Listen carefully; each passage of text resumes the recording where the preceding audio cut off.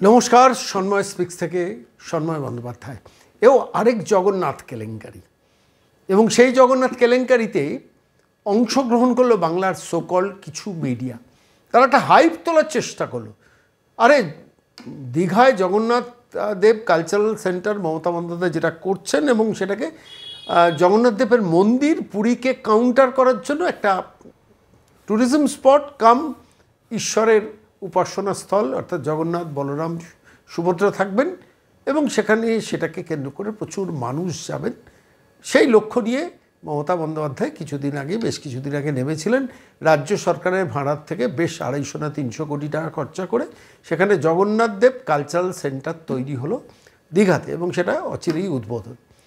সেটা উদ্বোধন হতো, সব ঠিক আছে, কিন্তু সেইটাকে কেন্দ্র করে আচমকা আমরা দেখলাম গত দুদিন আগে, আপনারাও কেউ কেউ হয়তো নজর করেছেন, যেখানে দাঁড়িয়ে আচমকা জগন্নাথ দেব সমুদ্র দিয়ে ভেসে চলে এলেন, এবং ঠিক ওই মন্দিরের উল্টো দিকের যে নির্মীয়মান ঘাট, তার পাশের ঘাটে সেইখানে জগন্নাথ দেব আবির্ভূত হলেন। এই পর্যন্ত ঠিক ছিল, হতেই পারে জগন্নাথ দেবের কোনো মূর্তি ভেসে আসতে পারে। সেটাকে হাইপ তোলার চেষ্টা হলো, কি একটা অলৌকিক ব্যাপার, সাংঘাতিক একটা অলৌকিক ব্যাপার ঘটনা ঘটছে। এবং সেই অলৌকিক ব্যাপারটা কি হলো, যে জগন্নাথ দেবের মন্দির, আর সেখানে জগন্নাথ দেব নিজেই সশরীরে চলে এসছে। ভাবখানা এমন ছিল যেন একটা অলৌকিক ব্যাপার, এবং এর মধ্য দিয়ে ওই কালচারাল সেন্টারটা মন্দিরে পরিণত হয়ে যাবে। এখন টেন্ডার করে জগন্নাথ দেব কালচারাল সেন্টার করে সরকারি টাকায় নির্মাণ হয়েছে। মন্দির সরকারি টাকায় হয় না, তাই জগন্নাথ দেব কালচারাল সেন্টার করে নির্মাণ হয়েছে, কিন্তু মুখে বলার সময় এটা জগন্নাথ দেবের মন্দির বলা হচ্ছে। তার কারণ যাতে ট্যুরিস্টরা সেইখানে যায়, মন্দির মানে যারা ভক্ত মানুষ তারা সেখানে যায়। এই হচ্ছে মোদ্দা ঘটনা। এবং তারপর যখন জগন্নাথ দেবের সেই প্রতীকী মূর্তি ভেসে এলো উল্টো দিকের ঘাটে, এবং সেইটা নিয়ে বাংলার তথাকথিত সোকল্ড মিডিয়া একটার পর একটা হাইলাইট করতে শুরু করলো।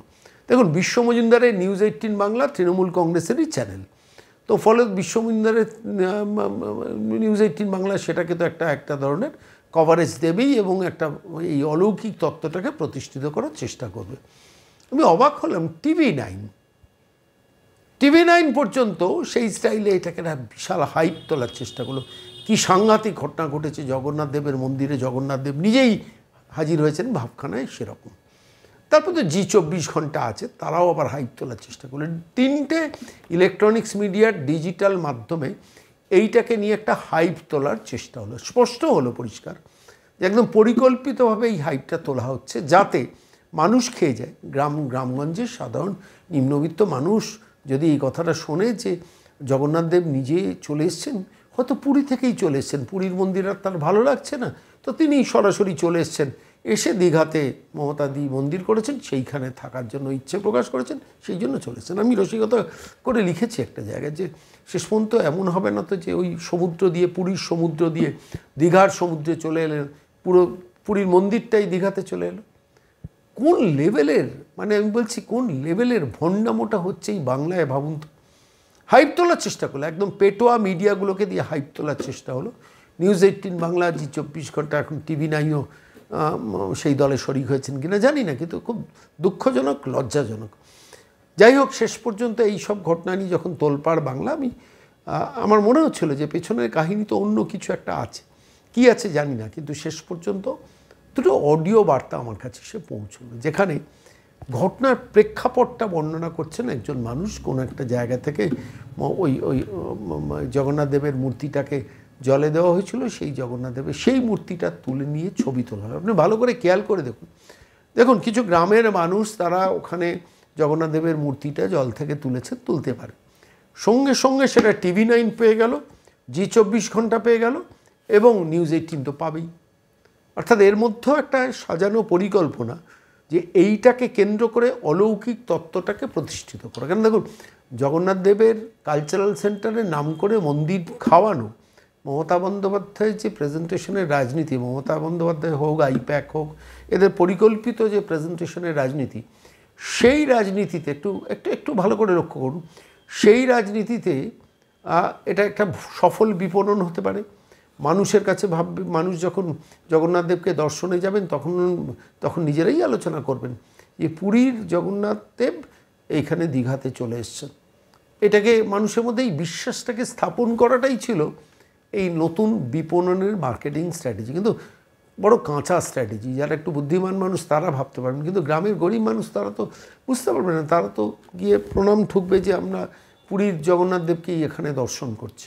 কিন্তু পেছনের ঘটনাটা কী, পেছনের ঘটনাটা দুটো অডিও আপনাদের শোনাবো।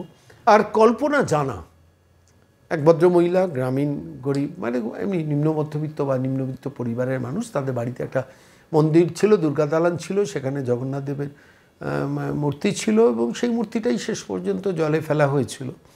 সেই ভদ্রমহিলার ভিডিওটা আপনাদের দেখাবো, দেখলে বুঝতে পারবেন যে বাস্তবে ঘটনাটা কী। মানে আমি বলছি যে এও আরেক কেলেঙ্কারি, মানে জগন্নাথ দেবকে নিয়ে কেলেঙ্কারির আলটিমেটলি পর্দাটা ফাঁস হলো।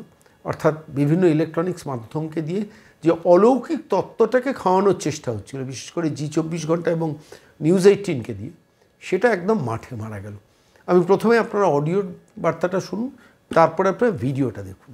ওখানে একজনের বাড়িতে জগন্নাথের পুজো করছিল। এবার সেই জগন্নাথ কালকে হচ্ছে সমুদ্রে দুপুর 2টো নাগাদ ভাসিয়ে দিয়েছে। তারপরে হচ্ছে বিকেলের দিকে ওই যারা তারা তুলছে, বলে সমুদ্র থেকে পাওয়া গেছে।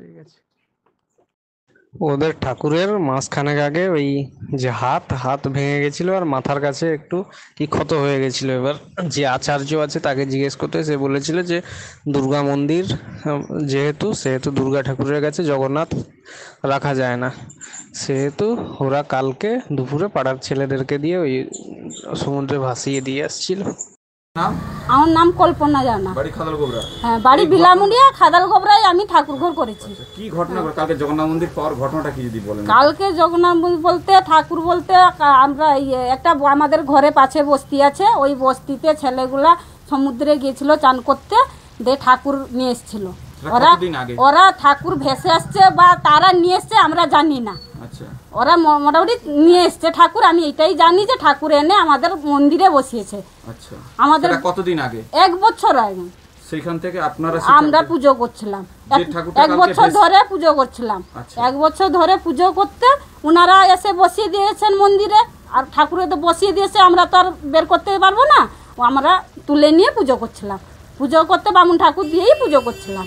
পুজো করতে তারপরে যখন ওই খুঁতটা 2 মাস আগে যখন খুঁতটা হয়ে গেল, ফেটে যাবার পরে বা হাত ফেটে যাচ্ছে, খুঁতটা হতে আমরা দুর্গাপুজোর সময় ঠাকুর রং করেছি।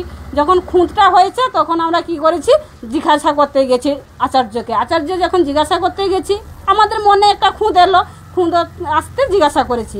জিজ্ঞাসা করতে তখন বলছে যে ওই ফাটা ঠাকুর আর হাত ফেটে গেছে, মুখ ফেটে যাচ্ছে, রাখতে নেই। আপনারা একটা কাজ করুন, দুর্গা মন্দির, আপনাদের মন্দির তো দুর্গা মন্দিরে, মানে হ্যাঁ, না দুর্গা মন্দিরে জগন্নাথ ঠাকুর থাকতে পারবে না। তাহলে আমি বলে কী করবো, না যারা এনেছিল তাদেরকে দিয়ে ভাসিয়ে দিন। মানে তাদেরকে ডাকলাম আমরা, সেই বাচ্চাদেরকে, বস্তির বাচ্চাদেরকে, উনি কিরে তোরা এনেছিলি, তোরা কি নিবি? না আমরা নিব না। উনি তাহলে একটা কাজ কর, তোরা নিয়ে ভেসে দিয়ে আয়। তারা নিয়ে কালকে 2টোর সময় ভেসে দিয়ে এসছে। দুপুর 2টায় ভাসিয়ে দেয়? হ্যাঁ, 2টো। এবং এই যে খবরটা আপনারা কখন জানলেন? আমরা কালকে রাত্রিবেলাই জেনেছি যে সেই ঠাকুরটা আমরা হাতও নেই, ফেটে গেছিলাম, হাতটা ভেঙে গেছে, ফাটা মানে ভেঙে গেছে, আর মুখটাও ফাটা ছিল। আমরা রাত্রে যখন দেখি, মোবাইল যখন খুলে ফেলি, ওই রকম টেলিকাস্ট হচ্ছে ঠাকুরের নিয়ে।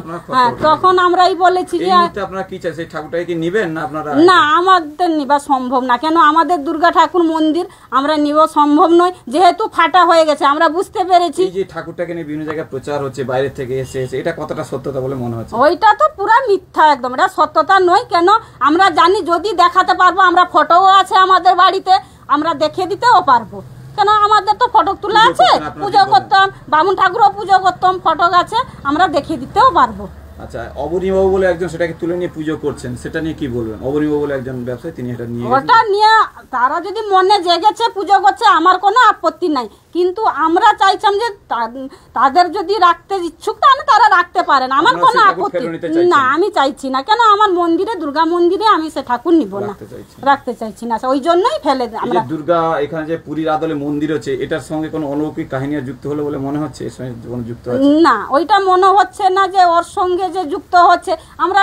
আমরা ভাবছি যে ঠাকুর ভেসে এসছে, কিন্তু অ্যাকচুয়ালি বাচ্চারাতে ভেসে এসছে বা বাচ্চারা হয়তো আর কোথাও কুড়িয়ে নিয়ে আসতে পারে, ওটা কিন্তু আমরা জানবো কি করে? ওটা বাচ্চাদেরকে জিজ্ঞাসা করলে ওরা বোঝা যাবে যে বাচ্চারা ঘুরিয়ে নিয়ে এসছে, বা হয়তো কেউ বসিয়ে দিয়ে আসছে, হয়তো বাচ্চারা ঘুরিয়ে তুলে নিয়ে এসছে। নামটা আরেকবার বলো। কল্পনা জানা।